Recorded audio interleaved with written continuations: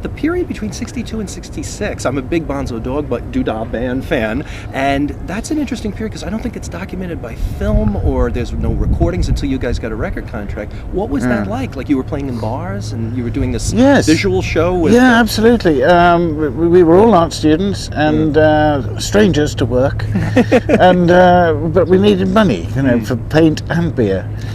So we used to go and rehearse at the Royal College of Art canteen. Wow. Every Tuesday night, and it could be 12, 14 people just were playing this terrible old English jazz, which is what they played at the Savoy Hotel, where the bright young things, the rich young people after the First World War used to jitterbug, and we thought this is pretty daft stuff, and it made us laugh, and we used to play it, and you could buy a saxophone or a clarinet for tuppence in those days in junk shops. And so anyway, that we used to do that. And Vernon Dudley Bohey Noel and I could have never gotten his name right. I'm glad you said it. Well, we lived quite a way away. And he had this fantastic old Elvis Car, which was made of aluminium, and a big antique car. We used to sort of drive up to Kensington from where we lived near Greenwich, where you straddle the meridian. The zero longitude is right where we used to live in London.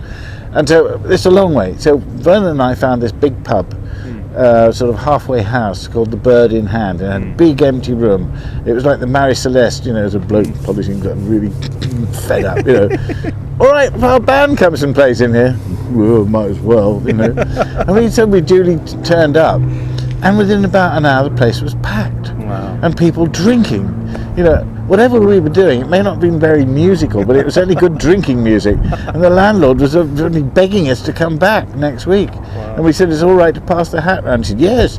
So that's what we were doing, passing the hat round. And then he gave us, like £25 on top. Wow. And it spooled on a year or two, and we were playing 5 pubs a week and attracting national press, and it was just art students, being very Dada. Now, were you doing signs and cartoon blurbs? And like the comic book cutout things, speaking balloons, thinks bubbles, wow, I'm really expressing myself, going In fact, a guy called Ray, he used to play the helicon, which is a kind of sportsman sousaphone. It was a more elegant, but it was a round the shoulder tuba thing. Wow. And one day he decided to do a magic trick. He just got a big newspaper, rolled it into a cone, and took a pint of beer to pour it in. We thought, has he learnt that? No, it just went all over the floor. Wow. So it was students just mucking about, and it attracted this kind of following, and so it was a no-brainer.